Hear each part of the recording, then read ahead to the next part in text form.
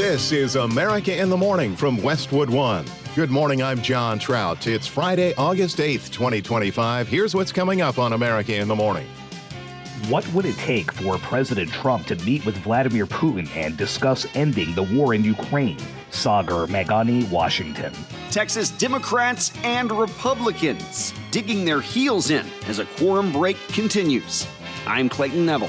Judge Kathleen Williams has issued a temporary restraining order to halt further construction at Alligator Alcatraz. I'm Jennifer King. President Donald Trump is instructing the Commerce Department to change who is counted in the U.S. Census. Donna Warder, Washington. Stocks will try to wrap up the week with gains after a mixed day on Wall Street. I'm Jill Schneider. The Air Force says it will deny retirement pay to transgender service members being separated from the service. Ed Donahue, Washington.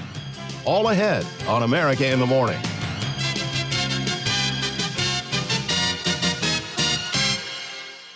There was movement Thursday to get a meeting in place between President Trump and Vladimir Putin for discussions on how to end the war in Ukraine, as there does not appear to be any plans for Putin and Volodymyr Zelensky to sit down. Washington correspondent Sagar Meghani reports on Donald Trump's hope to bring the Russia-Ukraine stalemate to a conclusion. And they're mostly soldiers. They're Ukrainian and Russian soldiers, and some people from the cities where, missiles are lobbed in and you'll lose 40 people a night, which is terrible. But no, mostly it's soldiers, and you're talking about, on average, 20,000 a month. 20,000 people are dying a month, generally young people, soldiers. What would it take for President Trump to meet with Vladimir Putin and discuss ending the war in Ukraine? Last month, they lost 14,000 people killed last month. Every week is 4,000 or 5,000 people. So I don't like long waits. I think it's a shame. The answer differed all day. Putin says he'd like to meet with the president next week in what would be the first U.S.-Russia summit in 4 years. A White House official said it would not happen if Putin did not agree to meet with Ukraine's Volodymyr Zelensky, later clarifying that would only make a summit less likely. But asked if Putin must meet with Zelensky to get a meeting with him. You to meet with him, he doesn't have to agree to meet with Zelensky. Is that what you're saying? No, he doesn't. No. So when do you think that means? They would like to meet with me, and I'll do whatever I can to stop the killing. The back and forth came on the eve of the president's deadline for Putin to show progress toward ending the war or face more economic punishment. Does that still stand? Is your deadline still standing for Vladimir Putin to agree with ceasefire, or is that fluid now? It's going to be up to him. We're going to see what he has to say. It's going to be up to him. Very disappointing. A U.S. official says sanctions are still expected to be imposed. And while Putin's floating a meeting next week, perhaps in the United Arab Emirates, the same American official says a U.S.-Russia summit will not happen if Putin does not agree to meet with Ukraine's Volodymyr Zelensky. Putin has resisted Zelensky's calls to meet, saying today he's not against it, but the conditions are not right. Sagar Meghani, Washington. As Texas Democrats continue to break quorum for the special legislative sessions, state leaders are moving forward on plans to arrest those lawmakers. The latest on the Lone Star State redistricting from Correspondent Clayton Neville. The quorum break by more than 50 state Democrats in Texas is meant to delay a vote on new congressional maps in the legislature and to bring national attention to proposed redistricting nationwide. Without a quorum, there can't be a vote. Democrats call the proposed maps discriminatory against Black and Latino voters. President Trump supports those maps and says they could give him 5 additional seats in the midterms next year. With the House MIA in Texas, the state Senate now taking up proposed maps, which in turn could be voted on whenever Democrats return to the Capitol. A committee hearing was held Thursday in Austin. When we began this hearing, Mr. Chairman, it was stated that your intention was to wait for a map to come over from the House, correct? But when it made clear that this map would not pass the House representatives because of lack of quorum of members, Senate Bill 4 was referred. Now go think about that. State Senator Boris Miles frustrated. He said the maps dilute Black and brown voting power. It's exactly the same map, Mr. Chairman. Republican State Senator Phil King is the committee chair. It's as if the chambers were told, this is the map and this is what it's going to be, point blank, period. I have to ask, were we told that? Were you told that? Yeah, and I'm sorry, could you restate that question? I would have to ask, if somebody must have told you all that this is going to be the map, point blank, period. The same map that's going to break up black and brown voting powers. Because it's the same map as the House. Up until the time I decided to go ahead and file the bill, I had said that I was not sure if I would be drafting a bill or if I would wait on the House. He said after watching House hearings, he decided he'd stick with the same maps. Because I saw that it complied with the law and that it, from a partisan perspective, performed well, and that it was more compact than in some regards than the existing map. Republicans doing what they can to ensure a vote on the maps, insisting special session after special session will be called until Democrats return from out of state. Texas Attorney General Ken Paxton and the Speaker of the House now announcing arrest warrants for the lawmakers who left the state. Jurisdiction, though, limited to within Texas. State Dems continue meeting with Democratic leaders in places like New York, Illinois, and Boston. And states like California still pledging to pass their own maps that favor their party unless Texas calls off its plan. I'm Clayton Neville. The top stories of the day are sponsored by Sleep Number. Get early access to the biggest sale of the year, limited time, only at a Sleep Number store or sleepnumber.com.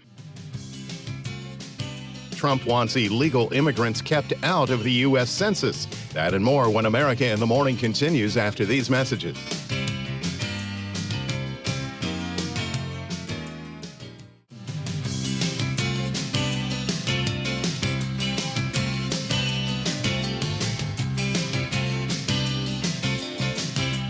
America in the Morning continues with the chance of some potential severe storms today. Here's AccuWeather.com meteorologist LaTroy Thornton. Powerful thunderstorms are expected once again in parts of the plains in the upper Midwest as the disturbance that produced some of Thursday's active weather continues to make an eastward push.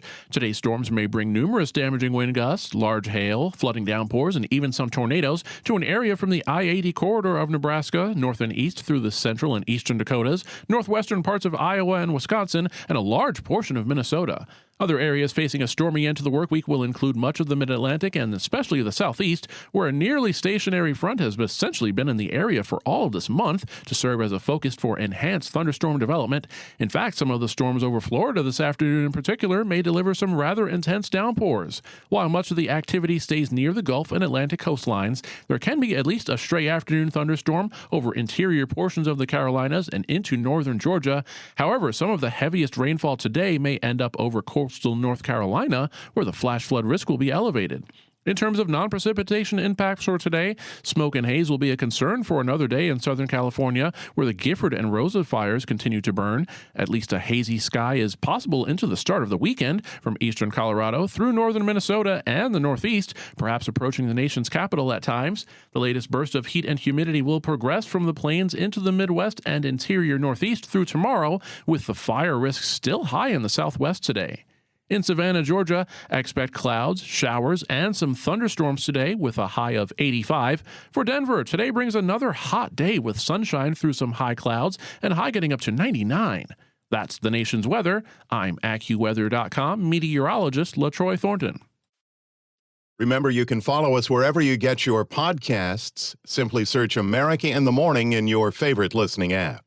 A federal judge has ordered a temporary halt to construction at the Immigration Detention Center in the Florida Everglades known as Alligator Alcatraz. Correspondent Jennifer King reports.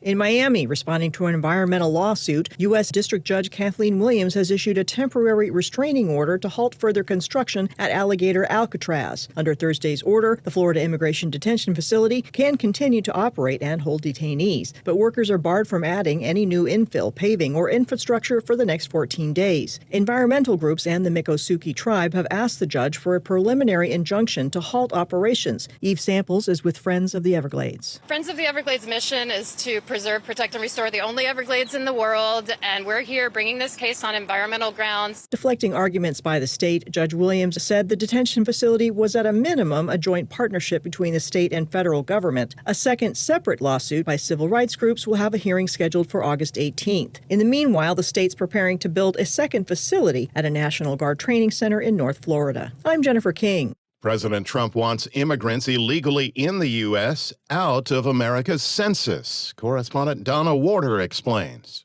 President Donald Trump is instructing the Commerce Department to change who is counted in the U.S. Census. Trump wants to exclude immigrants who are in the U.S. illegally. Trump says on social media that census data will be based on, quote, modern-day facts and figures, and importantly, using the results and information gained from the presidential election of 2024, end quote. The census guides the distribution of $2.8 trillion in federal funds to states for roads, health care, and other programs. In 2019, the U.S. Supreme Court effectively blocked Trump from adding a citizenship question to the 2020 census, and the 14th Amendment says the whole number of persons in each state should be counted. Donna Warder, Washington. High hopes for Eli Lilly's weight loss drug, but its stock loses double digits. That in your Friday Business Report, when America in the Morning continues after these messages.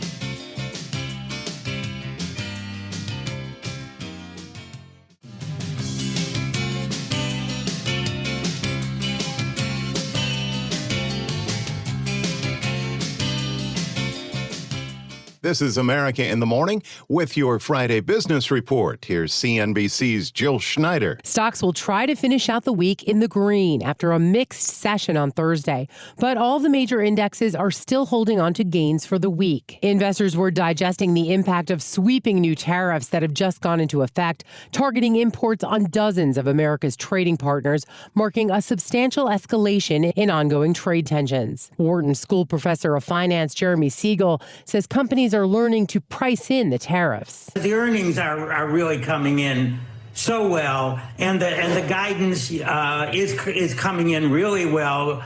Given the upcoming tariffs, I mean, they're beginning to be able to specify how much the tariffs will cost, and that quantifiable amount, I think, is doable for most firms, to say the least. Ellen Zentner of Morgan Stanley's Wealth Management has a different view. We don't know that we've escaped the tariff uncertainty, and we don't know if these lofty guidance that we're seeing from companies is actually something that's achievable. And so I don't think we're out of the woods there for some bobbles in the equity market.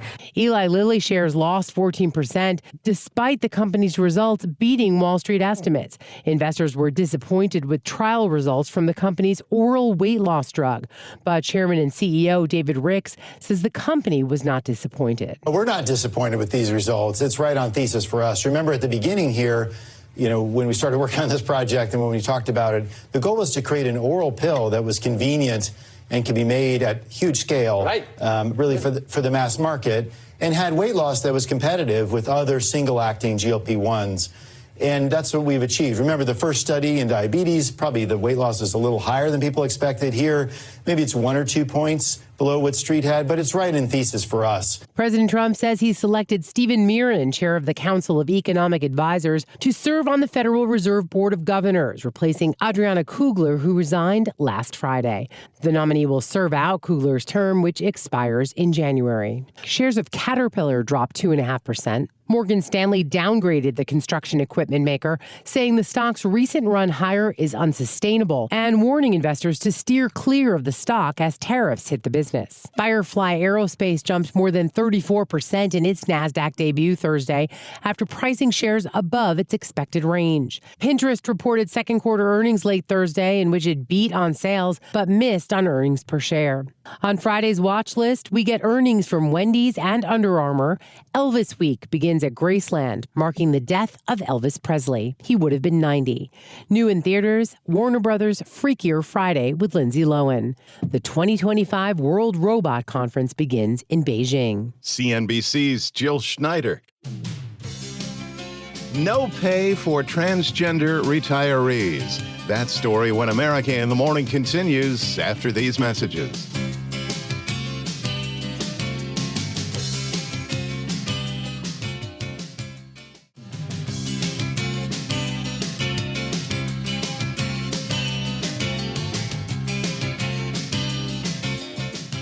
U.S. Attorney General Pam Bondi. The Department of Justice and State Department are announcing a historic $50 million reward for information leading to the arrest of Nicolas Maduro. She says the Venezuelan president is aiding drug cartels and street gangs that operate in the U.S. and is a threat to national security. Among other things, the DEA has said they've seized 30 tons of cocaine linked to Maduro.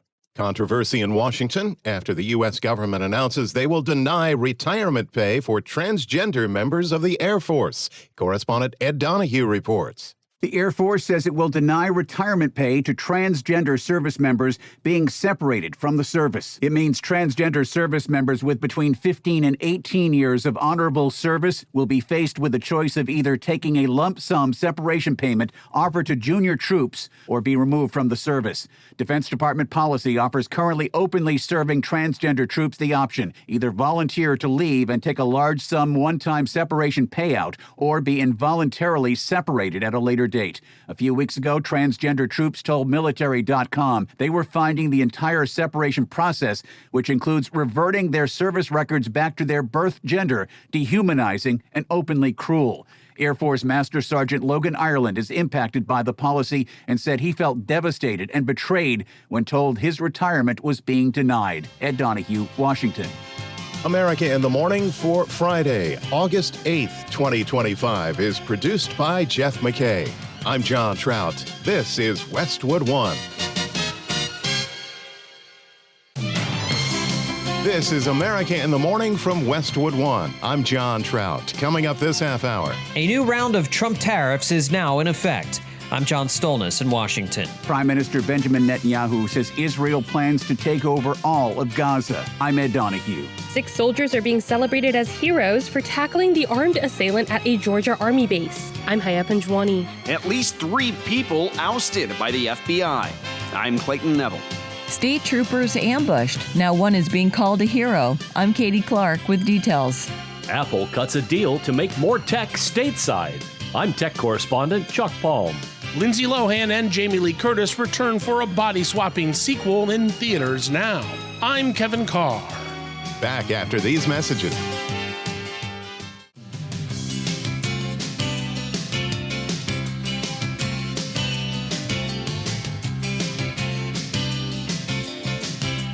Welcome back. You're with America in the Morning. On this that begins the second weekend of August, AccuWeather.com meteorologist LaTroy Thornton has the nation's outlook. High pressure will remain over the mid-Atlantic for at least the next couple of days, with the flow around that high pressure bringing warmth and moisture northward and eventually eastward. Through the day today and into Saturday as well, more heat and humidity will spread from the center of the nation through the Midwest, the Great Lakes region, and interior sections of the Northeast, putting an end to some of the comfortably low humidity and reasonably low temperatures that the early part of the month brought to some in these areas. Sunshine should be in north short supply overall, with widespread highs in the 80s and 90s, perhaps some hundreds in the plains. In terms of areas that are more likely to end up with clouds, precipitation, even some dangerous weather, AccuWeather severe weather experts are again concerned about parts of the Dakotas and Minnesota after Thursday night storms delivered damaging winds and some hail from Montana into North Dakota. For today and into tonight, storms from central North and South Dakota through much of northern Nebraska and just about all of Minnesota, even the far western upper peninsula of Michigan may produce large hail, widespread strong wind gusts of at least 70 to 80 miles per hour, and some tornadoes. There will still be some thunderstorms over much of Montana today, at least early in the day, with a stray storm as well from the Chicago area northward through western lower Michigan. Thunderstorms will remain more widespread over the southeast today, especially around coastal areas. Some of these storms may turn rather heavy by the afternoon hours over the Florida peninsula with intense downpours. Haze and smoke impacts from fires continue over parts of the upper Midwest, Northeast, and Southern California today, as the fire risk remains high over the Southwest. That's the weather across America. I'm AccuWeather.com meteorologist LaTroy Thornton. Remember to follow us wherever you get your podcasts. Simply search America in the Morning in your favorite listening app. A new wave of tariffs go into effect on foreign imports as President Trump's trade war kicks into another gear. John Stolnis has the latest from Washington. More than 60 countries, as well as the European Union, are facing new, stiffer tariffs on goods they send to the U.S., all of them at least 10% or higher. The EU, Japan, and South Korea are facing a 15% tax. Taiwan, Vietnam, and Bangladesh are facing 20% tariffs. Some economists worry that the increasing cost of goods coming into the U.S. will eventually trickle down to what we pay for everyday products. Treasury Secretary Scott Bessent downplaying concerns about an uptick in inflation. The U.S. companies are shouldering a lot of the tariffs, and perhaps we'll see some price on the consumers. But overall, inflation has been very nascent. But on Thursday, Goldman Sachs estimated the upcoming July inflation report will show inflation up 3% over last year, a big jump from 2.3% in April. Trump said Wednesday he believes U.S. economic growth will be unprecedented and that the government will take in hundreds of billions of dollars in tariffs. Republican Senator Rand Paul has been a vocal critic of Trump's tariff policy. Ultimately, conservatives have to decide, do they like taxes because they're Donald Trump's taxes, or do we still say that we don't want more revenue coming out of the productive economy and going to government? Canada says they remain engaged in constructive trade talks with the U.S. Switzerland remains hopeful continued negotiations will bring down their tariffs. Trump also announced an additional 25% tariff on India because of their continued purchase of Russian oil. India now being taxed at 50%. Still, the stock market has been stable since the days immediately following Liberation Day. The S&P 500 up 25% from its April low. John Stolnis, Washington. Prime Minister Benjamin Netanyahu says his nation will move forward with a full takeover of the Gaza Strip, starting with Gaza City, to eradicate Hamas and end the Israel-Gaza war and bring the Israeli hostages home. With more on the plans, correspondent Ed Donahue, audio courtesy Fox News. Prime Minister Benjamin Netanyahu says Israel plans to take over all of Gaza. Will Israel take control of all of Gaza? We intend to, in order to assure our security, remove Hamas there, enable the population to be free of Gaza, and to pass it to civilian governance. That is not Hamas and not anyone advocating the destruction of Israel. That's what we want to do. 3/4 of Gaza are already under Israeli control. Netanyahu tells Fox News full control means getting rid of Hamas. They want people to be civilian casualties. They want a starvation policy that they themselves are trying to put into being. And we're doing everything to reverse that. We want to liberate ourselves and liberate the people of Gaza from the awful terror of Hamas. And you were in the Gaza Strip today. You met Palestinians who are fighting Hamas because finally they see that they have a future. They can rid themselves of this awful tyranny that not only holds our hostages, but holds 2 million Palestinians in Gaza hostage. That's got to end. In a displacement camp in Gaza, Mesa El-Hela says there is nothing left to occupy in Gaza, nothing but dust. In Jerusalem, Rabbi Nava Hefetz says the prime minister needs to work out a ceasefire. It's not Jewish according to my tradition, not to let them any hope. Any help. She wants a deal that will release the hostages in Gaza. The only way that you're going to have a different future is to get rid of this neo-Nazi army. The Hamas are monsters. Look at what they're doing to our people. Look at what they're doing to the way they massacred, raped, beheaded our people, our men and women, burned our babies. And they are really cruel to their own people because when we try to take them away from the combat zones, they shoot them. They want people to be civilian casualties. They want a starvation policy that they themselves are trying to put into being. And we're doing everything to reverse that. I'm Ed Donahue. Several soldiers are being hailed as heroes for their quick actions in the takedown of the Fort Stewart shooter in Georgia. Correspondent Haya Panjwani files this follow-up.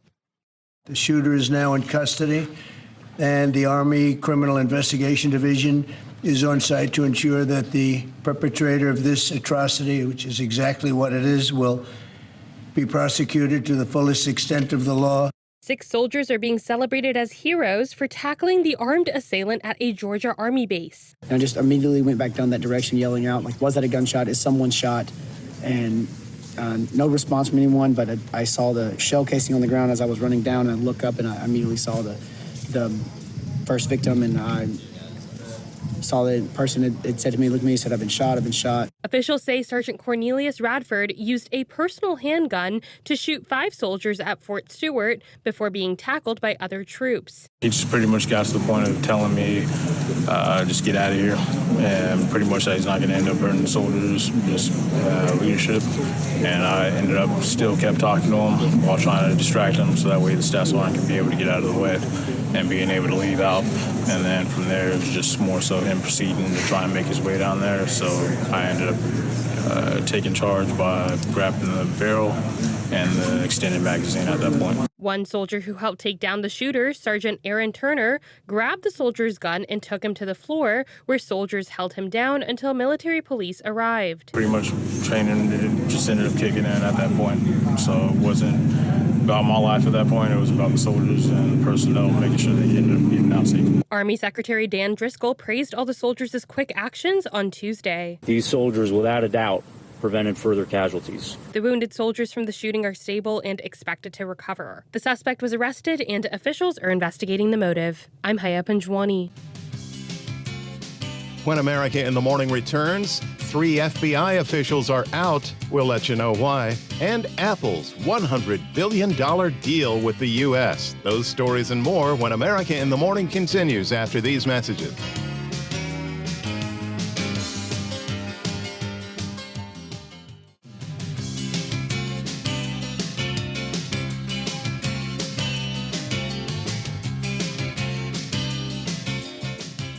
At least 3 FBI officials are being ousted by the Bureau, including the former acting director. Correspondent Clayton Neville has details.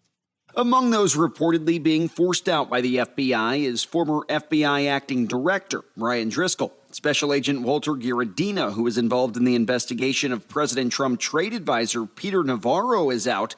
So is Stephen Jensen, the acting director in charge of the Washington FBI field office. He had a role in the January 6th Capitol riot investigations. It's believed that more FBI officials could be added to the list of those leaving by the end of this week. Reports suggest that the FBI told agents they needed to leave by Friday, but didn't give them an exact reason why. I'm Clayton Neville. 2 people are dead after a helicopter crashed into a barge on the Mississippi River near St. Louis. According to the NTSB, the chopper struck transmission lines over the river before plunging down and hitting the vessel. Both people on the helicopter died. Boat traffic on the Mississippi was stopped for hours due to that power line that fell into the water. East of the Mississippi, 2 Pennsylvania troopers are lucky to be alive, ambushed while performing a welfare check in a rural community near Scranton. Katie Clark has details. Troopers Joseph Parashinsky and William Jenkins went to assist on a welfare check after reports of shots fired in Thompson Township. Suspect Carmine Fano apparently shot his neighbor, who died from gunshot wounds. State Police Colonel Christopher Paris, speaking on WNEP-TV Scranton, talks about the scene as troopers arrived. Upon their arrival, they were immediately fired upon and ambushed. They are very lucky to be alive. Trooper Parashinsky was able to place a tourniquet on Trooper Jenkins, and despite both of their patrol cars being riddled with bullets, a 3rd trooper was able to get in and evacuate them. The troopers attempted to get Fano to put down the weapon and comply with commands. He did not comply and was shot dead by the troopers. Governor Josh Shapiro praises Parashinsky, who helped put a tourniquet on his fellow injured trooper, as being a real hero in the community, and says that his quick action exemplifies the absolute best of the Pennsylvania State Police. The incident remains under investigation. There have been 4 other troopers shot at in the last 2.5 years. One was fatal. I'm Katie Clark. Prosecutors announced they will be seeking the death penalty for the man accused of killing 4 people in Tennessee this week. Correspondent Marcela Sanchez reports.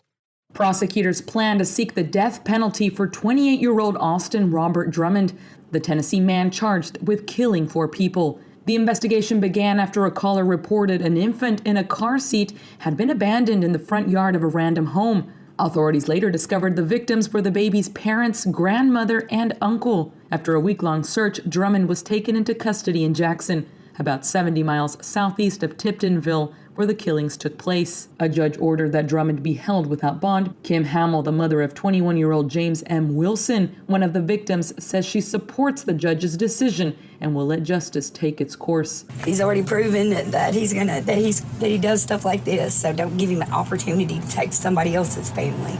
Their whole family. Because that's what I think people don't understand.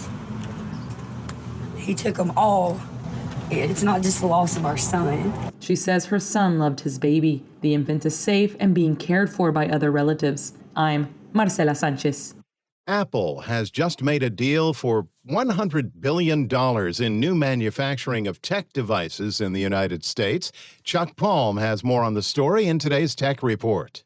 Earlier this year, Apple had already pledged $500 billion for AI server factories in Texas, plus 20,000 R&D jobs and more after Trump's tariffs cost the iPhone manufacturer nearly $800 million last quarter, according to estimates. This big push to ditch foreign factories is a strategic slam dunk to dodge the 25% import taxes, especially on iPhones that were made in India or China. Apple stock jumped over 5% to 213 on the news in what's being called a relief rally. The cash will fund high-precision lines for chips and AI servers, including next-gen tech hubs, and this builds on Apple's work with Foxconn for a 250,000-square-foot Houston factory and TSMC's Arizona chip plant, according to an article in Forbes. The hope being that this will drive tech prices down and create a more stable supply chain. Find me at chuckpalm.com. Friday Sports is in. Here's America in the Morning's Robert Workman. Baseball Thursday, the A's blanked the Nationals 6-0. Jacob Lopez allowed just 3 hits and fanned 10. Justin Sterner set down the last 4 men in order. Pirates shut out the Reds 7-0. Paul Skeens and the Yarnbirds scattered 9 hits. Mariners completed their sweep of the White Sox 4-3 in 11 innings. Dominic Canzone with the walk-off RBI single. Josh Naylor had to leave the game early for Seattle with a shoulder issue. And Drake Baldwin homered twice and drove in 5 to lead the Braves past the Marlins 8-6. Jen Powell will umpire Saturday's doubleheader in Atlanta between the Marlins and the Braves, becoming the first female ump ever to do a regular season big league contest. Powell has worked in the minors for 10 seasons. After working the bases on Saturday, Powell will be behind the plate for Sunday's game. The first stage of golf's FedEx Cup playoffs, the St. Jude Championship in Memphis, Akshay Bhatia shot a career-best 62 to hold a 1-stroke lead. The LA-born lefty closing out his first-round eagle birdie to move ahead of Tommy Fleetwood. World number 1 Scotty Scheffler, who won the FedEx Cup last year, shot a 67, his 10th straight round in the 60s. And NFL preseason Week 1 kicked off last night. The Ravens beat the Colts 24-16. The Super Bowl champion Eagles topped the Bengals 34-27. And the Raiders and the Seahawks played to a 23-23 tie. 3 more games tonight, 8 on Saturday, 2 on Sunday. Opening night is less than 4 weeks away. That's Friday Sports. What is it people are throwing into the crowd at women's basketball games? And ultra-processed foods. Not so ultra. Those stories and more when America in the Morning continues after these messages.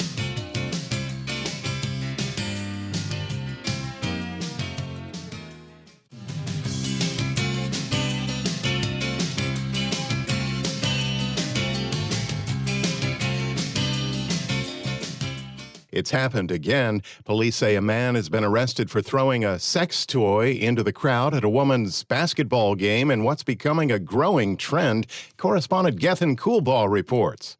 An Arizona man was arrested after police say he threw a sex toy into the crowd at a WNBA game in Phoenix. It's the latest in a series of similar disturbances at arenas across the league over the last several days.